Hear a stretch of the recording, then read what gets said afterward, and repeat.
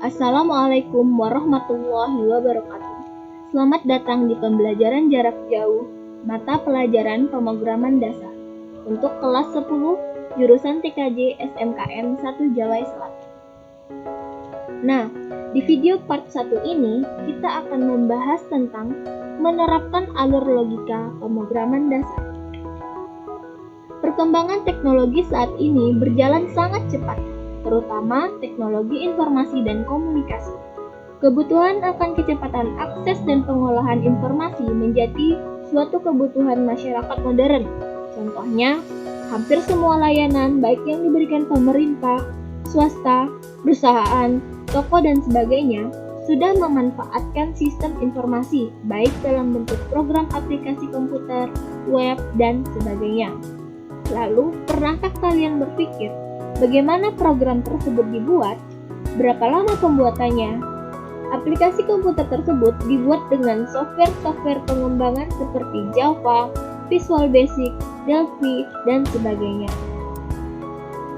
Dalam pembuatan sebuah aplikasi, pengembang software terlebih dahulu mengenali permasalahan dan tujuan aplikasi, untuk kemudian menyusun solusi permasalahan dalam bentuk langkah-langkah yang disebut algoritma. Kemudian, menuangkan dalam kode-kode pemrograman sesuai dengan teknologi yang digunakan, apakah itu Java, Visual Basic, Delphi, atau yang lainnya. Oleh karena itu, kalian harus mengenal konsep dasar algoritma dan pemrograman sebagai awal untuk dapat mengembangkan aplikasi dan software. Asal kata algoritma dilihat dari istilahnya, algoritma itu berasal dari nama seseorang matematikawan muslim bernama Abu Ja'far Muhammad Ibnu Musa Al-Khwarizmi, yang oleh orang barat menyebut Al-Khwarizmi sebagai algoritma, yang diartikan proses menghitung dengan angka Arab.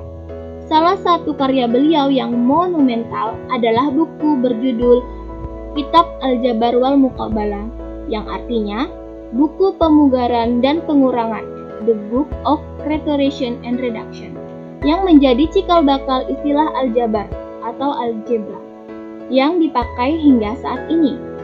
Seiring dengan perkembangan zaman, istilah algoritma berubah menjadi algoritma, yang kemudian diartikan sebagai metode perhitungan atau komputasi secara umum. Dalam bahasa Indonesia, kata algoritma diserap menjadi algoritma.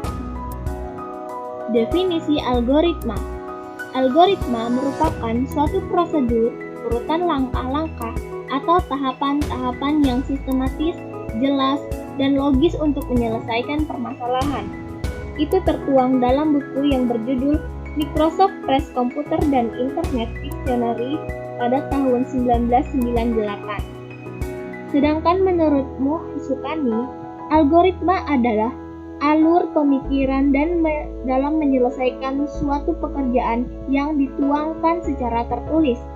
Sedangkan menurut Wikipedia, algoritma adalah metode efektif, diekspresikan sebagai rangkaian terbatas dari instruksi-instruksi yang telah didefinisikan dengan baik untuk menghitung sebuah fungsi. Nah, dari beberapa definisi di atas dapat disimpulkan bahwa pertama, algoritma itu harus mengikuti suatu urutan aturan tertentu dan tidak boleh melompat-lompat, berarti harus runtun. Yang kedua, algoritma seseorang dengan yang lain dapat berbeda karena mempunyai alur pikir yang berbeda-beda pula.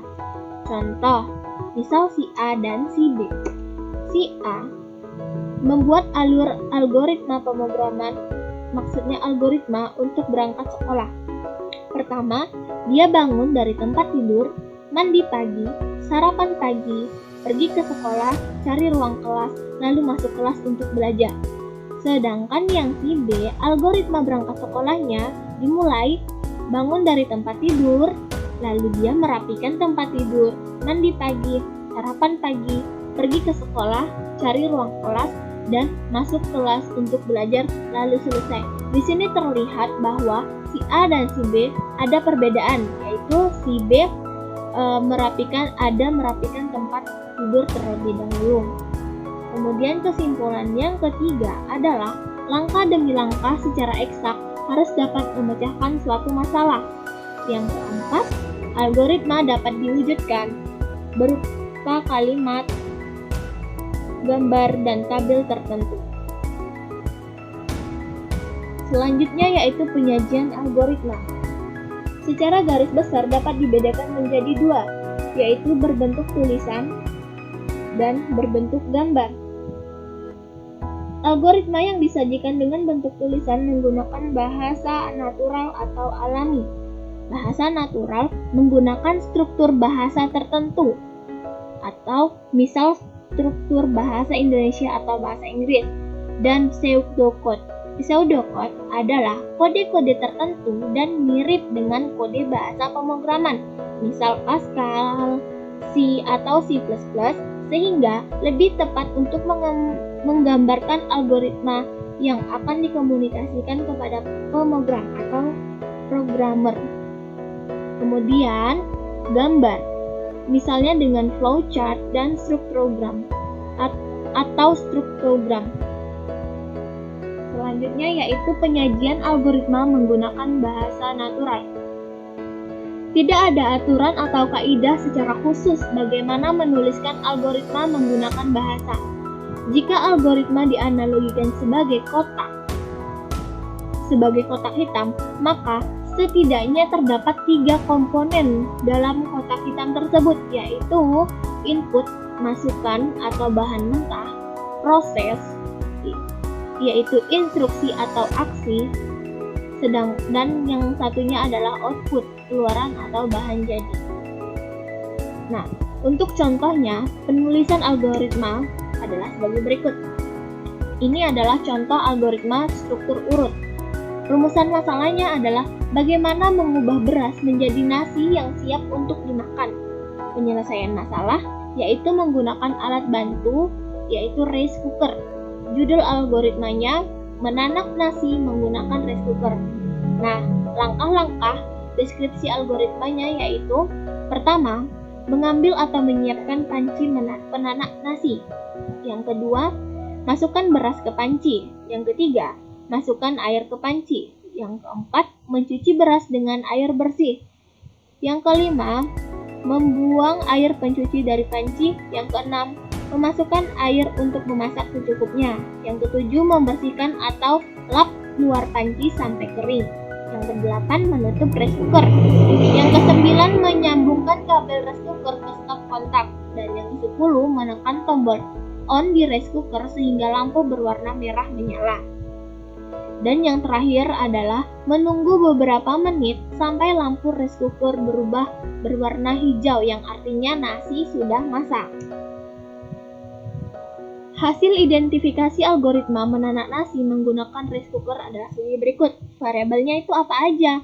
Variabelnya ada panci penanak nasi, rice cooker, tombol, stop kontak, jack kabel listrik. Sedangkan input atau masukannya itu berupa beras dan air.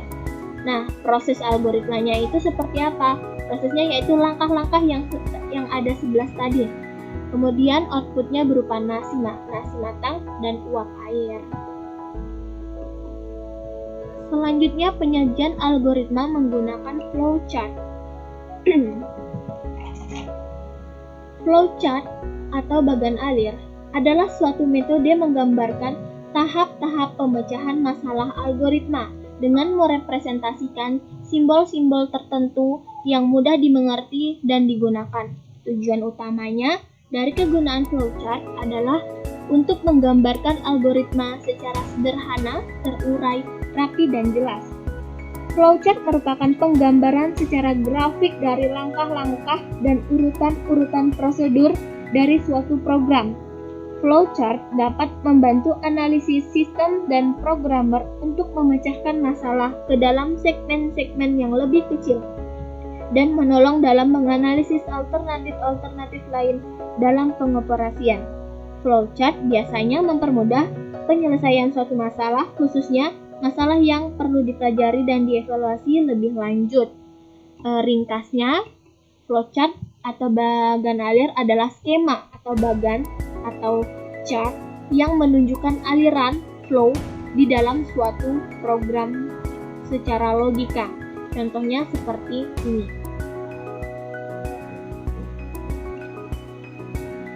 Kemudian ada beberapa ragam jenis flowchart. Yang pertama yaitu flowchart system. Yang kedua, flowchart paperwork atau flowchart dokumen. Yang ketiga, flowchart schematic. Dan yang keempat, flowchart program. Yang kelima yaitu flowchart proses. Adapun pedoman-pedoman dalam membuat flowchart yaitu yang pertama, flowchart digambarkan dari halaman atas ke bawah dan kiri ke kanan. Jadi untuk menggambar flowchart boleh dari atas ke bawah atau dari kiri ke kanan.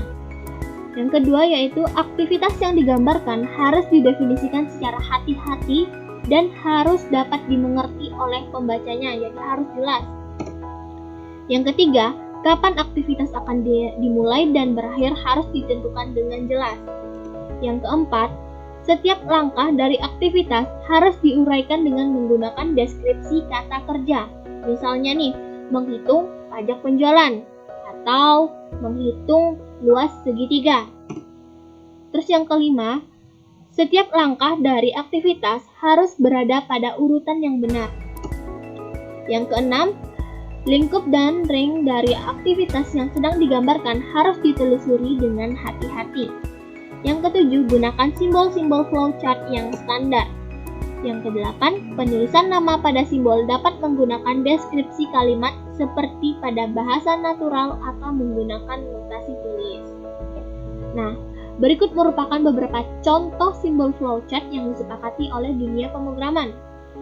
Di sini yang pertama yaitu simbol terminator, merupakan simbol untuk mengawali atau mengakhiri program. Setiap flowchart harus diawali dan diakhiri dengan simbol ini. Jadi ini simbol untuk awal dan akhir. Yang kedua yaitu simbol input atau output. Simbol ini menggambarkan masukan atau keluaran dalam program. Yang ketiga, garis aliran program, menggambarkan aliran program. Yang keempat, simbol proses, menggambarkan proses yang ada di dalam program. Dan yang terakhir ini adalah decision atau percabangan. Simbol ini menggambarkan pilihan selanjutnya dari kriteria yang ada. Nah, selain simbol-simbol ini, ada pula simbol-simbol yang lain. Seperti ini. Ini dapat dipelajari lebih lanjutnya. Kemudian, contoh penulisan flowchart program. Nah, di sini yang sederhananya kita akan membahas tentang bagaimana algoritma luas persegi panjang. Analisisnya, dia menginputkan P sebagai panjang dan L sebagai lebar. Rumus luas persegi panjang yaitu luas sama dengan panjang kali lebar. Algoritmanya apa saja? Yang pertama, menginputkan panjang. Yang nilai panjangnya berapa? Terus yang kedua menginputkan nilai lebar. Yang ketiga yaitu rumus untuk menghitung luas, yaitu panjang kali lebar. Dan yang terakhir adalah nilai dari luas yang akan dicetak sebagai output ke perangkat output keluaran. Nah, ini merupakan hasil dari flowchart-nya. Yang pertama, untuk memulai itu wajib menggunakan simbol terminator untuk mengawali. Ini wajib ya. Ini untuk mengawali dan mengakhiri ini wajib menggunakan simbol terminator. Yang kedua yaitu simbol input. Yang ketiga itu simbol input juga. Yang keempat itu simbol proses. Nah, untuk prosesnya itu persegi. Selanjutnya menampilkan luas dengan simbol output. Lalu selesai dengan simbol terminator. Contoh selanjutnya, rumusan masalahnya yaitu bagaimana menukar isi dua buah gelas A yang berisi teh dan gelas B yang berisi kopi. Jadi awalnya A itu berisi teh dan B itu berisi kopi. Nanti ditukar bagaimana si B itu berisi teh dan si A itu berisi kopi. Penyelesaian masalahnya itu membutuhkan satu gelas untuk menampung sementara. Algoritma tukar isi gelas yaitu pertama diberikan dua gelas A dan B. Gelas A berisi air teh, gelas B berisi air kopi. Tukarkan kedua gelas tersebut sehingga gelas A berisi air kopi dan gelas B berisi teh. Untuk menyelesaikan masalah tersebut dibutuhkan gelas X untuk menampung sementara larutan teh dan kopi. Pertama, mula-mula isi gelas A berisi air teh, gelas B berisi kopi, dan gelas X itu kosong. Yang kedua, tuangkan gelas A ke gelas X. Tuangkan kopi dari gelas B ke gelas A. Yang keempat, tuangkan teh dari gelas X ke gelas B. Gelas A berisi kopi dan gelas B berisi teh, dan gelas X tetap kosong. Nah, ini merupakan hasil flowchart tukar isi gelas tadi ya. Flowchart pada gambar A dan B memiliki perbedaan dalam penulisan nama pada simbol. Pada gambar A, menggunakan uraian kalimat seperti ini. Sedangkan pada gambar B menggunakan tanda atau simbol, misalnya A, B, dan X. String di sini menggambarkan tipe datanya. Nanti akan dijelaskan pada bab berikutnya. Sekian video pada part ini. Untuk pertanyaan, masukan silahkan disampaikan pada kolom komentar di bawah atau grup diskusi kelas yang nantinya akan kita diskusikan bersama-sama. Selamat belajar, terima kasih, dan sampai jumpa di video selanjutnya. Wassalamualaikum warahmatullahi wabarakatuh.